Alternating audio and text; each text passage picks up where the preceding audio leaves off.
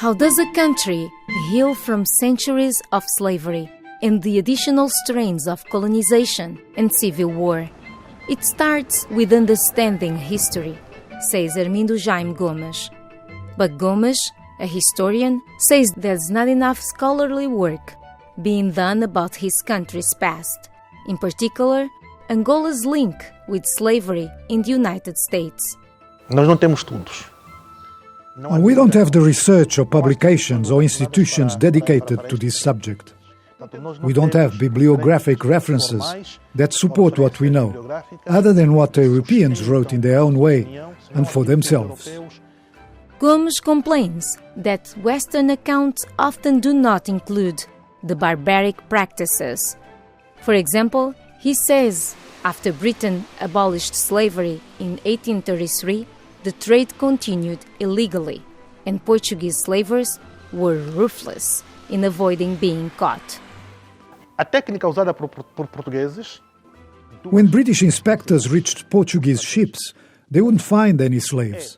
The Portuguese strategy was to throw all the black people into the sea when they spotted British ships. The Portuguese would then return to shore and pack the ship up again. On top of that, Angola's curriculum at every grade level has only one chapter on the slave trade, even when we get to the university.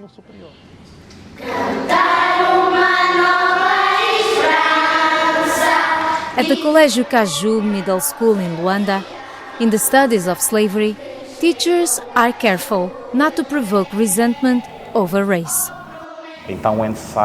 We need to make sure our students are well informed about slavery and understand it was in fact a problem. Unfortunately, black slavery is very connected with racism, so we have to be very careful when we're teaching this subject. When I first heard about slavery, that we were colonized by the Portuguese, in a way, I felt hatred.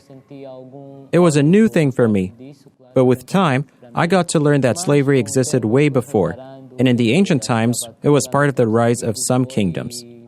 Kavunga students have different views of slavery's legacy. Even though slavery was a bad thing, it also had its benefits.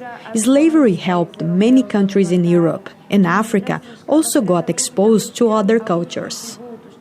I'd like to tell young Americans, do not hold onto resentment.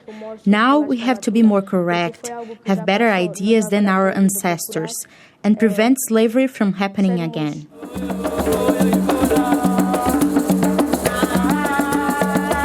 Angola's slave history has seeped into the culture, resonating in murals and music. Capoeira is a martial arts form developed by slaves. They used music to disguise self-defense moves. Justino Pinto de Andrade, known to capoeira enthusiasts as Faísca, teaches the sport and explains why it remains popular. I think it's essentially related with the musical part. We have berimbau, for example, the atabaque and pandeiro, all of them African instruments. Capoeira, without its music, is not capoeira. It's the only martial art in the world that performs to music with instruments and chants. Music is like a stamp, it's the African's brand. Some capoeira songs tell the stories of enslaved black people. One is Negro Inheritance, which Faísca wrote to describe their suffering.